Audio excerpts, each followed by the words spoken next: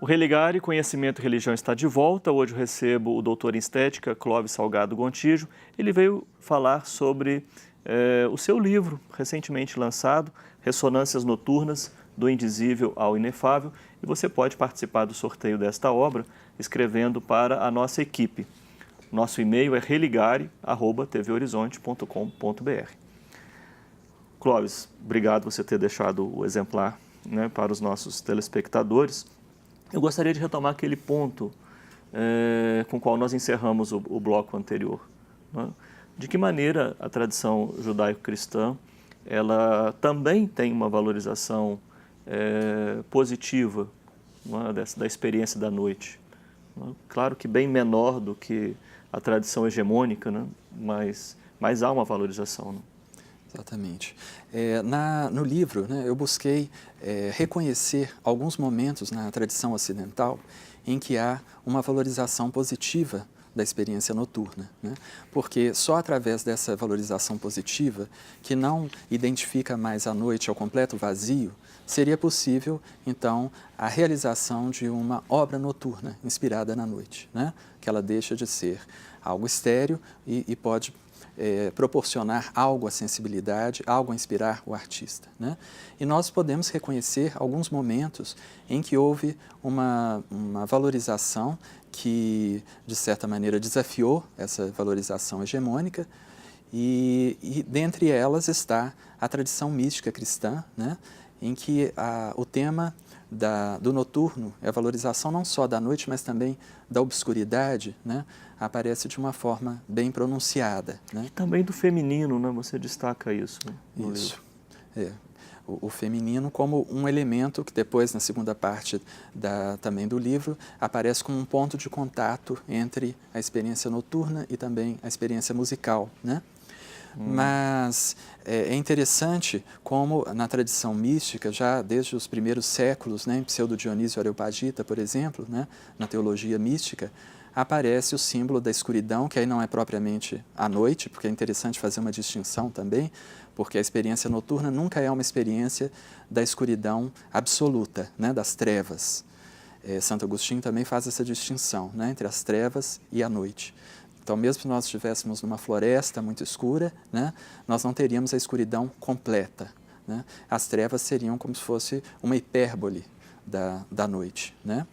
Mas então, em Pseudo-Dionísio aparece as trevas mais que luminosas do silêncio. Então, ele utiliza uma espécie de oxímoro, né, para tratar sobre o absoluto.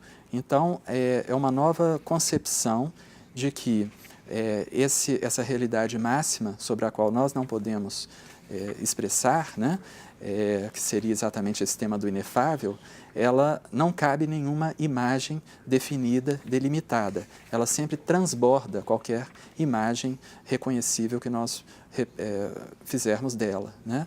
Então, a noite aparece aí como uma espécie, a escuridão, como uma espécie de não-imagem capaz de nos aproximar a essa realidade que é o supra-inefável, né? Então, há uma valorização aí do incognoscível, né? E também que é um reconhecimento da nossa limitação, da limitação do conhecimento humano e da própria linguagem humana, né? E essa tradição, essa valorização, então, da escuridão que aparece em Pseudo-Dionísio, também vai ocorrer em outros momentos da mística cristã, como, por exemplo, no século de ouro espanhol, né, cujo expoente máximo é São João da Cruz, né, que não aparece mais apenas a escuridão, mas já a noite, né? E é interessante que São João da Cruz provavelmente teve uma influência não só da teologia mística, mas de outras tradições, como a mística islâmica, né, em que também já havia uma valorização da noite como momento de fusão, né, da alma com o amado, né, da alma com o absoluto, e também de uma tradição profana, né, que eu trato no livro também, que são as albas provençais, que é um gênero poético dos trovadores, que é usado nos séculos XII e XIII, né, que trata sobre um encontro adúltero dos amantes que ocorria à noite, né, porque a noite recobre, né, concede uma proteção, e a noite então permite essa fusão. né, que é um tema que já é tratado por Petrarca também, né, o Lamatona, Lamata Transformata, né, e São João da Cruz recupera colocando nesse cenário noturno, né, que permite uma indistinção, uma indissociação entre essas duas figuras do amado e da amada, né? Então, uma valorização de um tipo de experiência em que nós não estamos mais como um sujeito diante de um objeto, que era também a proposta de um modelo epistemológico predominante na cultura grega. Clóvis, de que modo o tema da música, não é, tem a ver com isso que nós estamos conversando aqui? Você já disse no início do bloco, é a sua primeira formação e você investe uma boa parte do livro falando sobre a música. A música poderia ser considerada um desses lugares na cultura ocidental onde houve uma maior valorização da experiência noturna, né? Porque se nós pensarmos que a noite se tornou na música um gênero musical, né? Porque no século XVIII já havia noturnos, mas esse título era simplesmente dado porque essas peças eram executadas durante a noite. Mas no século XIX, quando houve uma valorização da noite por várias expressões artísticas, né? Pela poesia, pela pintura e também pela música, né? A noite parece ter sido uma espécie de motivo inspirador ao músico, né? O próprio Liszt, escrevendo o prefácio dos Noturnos de Field, chama atenção a isso. O título que Field escolheu tem a ver com a nossa experiência da noite, que é uma experiência que nos coloca mais dentro de nós mesmos, em contato com a nossa interioridade e com dimensões mais profundas, né? E é até algo interessante que me perguntaram logo que eu estava começando essa tese, né? Me perguntaram, será que existe algum elemento em comum, por exemplo, entre o místico cristão e o romântico também que valoriza a noite, ou surrealista, né? E qual é a sua opinião a respeito? E eu fui descobrindo que talvez, apesar de cada um ter, né, sua visão de mundo tão distinta, né, mas que um ponto em comum seria a noite como um momento de saída, né, que até São João da Cruz usa esse verbo no início da noite escura, né, um momento de saída desse cotidiano, de uma existência mais prosaica, banal, né? E uma entrada em dimensões mais profundas, sejam ela uma dimensão de contato com o divino, seja ela uma dimensão de um contato com o nosso inconsciente, como ocorre nos surrealistas, né? Com os sonhos no romantismo, mas sempre é uma dimensão de maior permanência e de uma vida mais plena também, né? E a música, então, aparece como um dos lugares em que há essa valorização, não só pela escolha desse título noturno para o gênero musical, mas também porque a música é essa arte que permite um deslocamento da visão. Então, Nietzsche já chama atenção para isso, né? A música é a arte do homem primitivo, do homem das cavernas, né? Porque a audição era mais desenvolvida. Na nossa civilização das luzes, a audição não é tão necessária, né? Nietzsche também diz a música nasce da noite, né? Tem uma relação com esse âmbito do dionisíaco, né? E esse autor que eu estudei, Vladimir Jankelevich, né?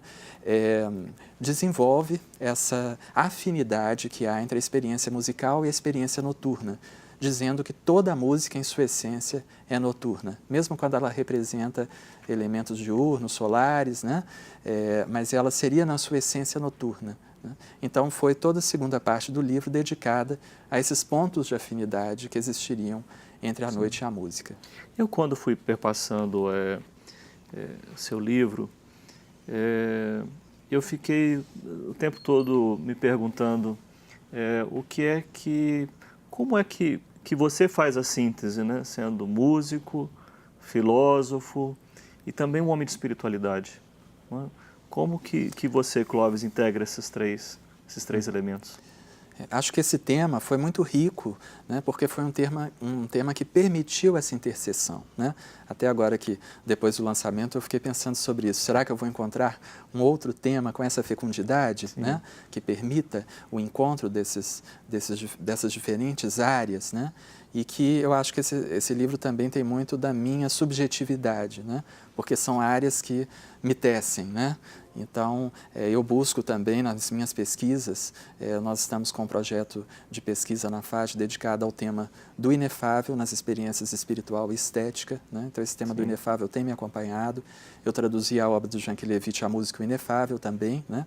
E é até interessante destacar que essa terminologia, essa distinção que nós não temos tanto na linguagem comum, né? Sim, tem um caminho aqui, né? Entre o indizível e o inefável, né? Que é uma distinção terminológica que esse autor faz entre esses dois graus do inexprimível. Então, o indizível, que onde estaria exatamente essa concepção negativa da noite, né? Então seria algo inexprimível, porque não seria propriamente uma experiência, estaria, numa linguagem kantiana, fora da experiência possível, né? Então seria o plano do vazio, de algo ao qual nós não temos acesso. Por exemplo, a morte em primeira pessoa. Então, já o inefável? E já o inefável seria o inexprimível, mas por um excesso, porque ele transborda a linguagem. Então a experiência do amor, o próprio mistério de Deus, o perdão, né? E a música, né? Porque a música também seria noturna nesse sentido que nós não podemos esgotá-la, nós não podemos ver delimitando o significado que ela possui expressivo, né? É preciso identificar então a distinção entre esses dois termos para entender Ressonâncias Noturnas, título da sua obra. Clóvis, muito obrigado pela sua participação aqui no Religare. Seguramente nós teremos muito mais coisa que falar e conversar a partir do seu livro. E o telespectador pode participar do sorteio de um exemplar do livro Ressonâncias Noturnas, do Indizível ao Inefável, do nosso convidado Clóvis Salgado Gontijo, obra publicada pela editora Loyola. Para participar, basta escrever um e-mail para a nossa produção. Nosso e-mail é religare@tvhorizonte.com.br. Não deixe de participar. E mais uma vez, obrigado. Muito obrigado. Clóvis, espero você numa próxima oportunidade. Obrigado. Somos um projeto de extensão do Programa de Pós-Graduação em Ciências da Religião da PUC Minas. Conheça mais sobre as nossas atividades e cursos de mestrado e doutorado acessando a página pucminas.br/ppgcr. Obrigado a você que nos acompanha, obrigado aqui a toda a nossa equipe. Nós voltamos na semana que vem com um novo Religare Conhecimento e Religião.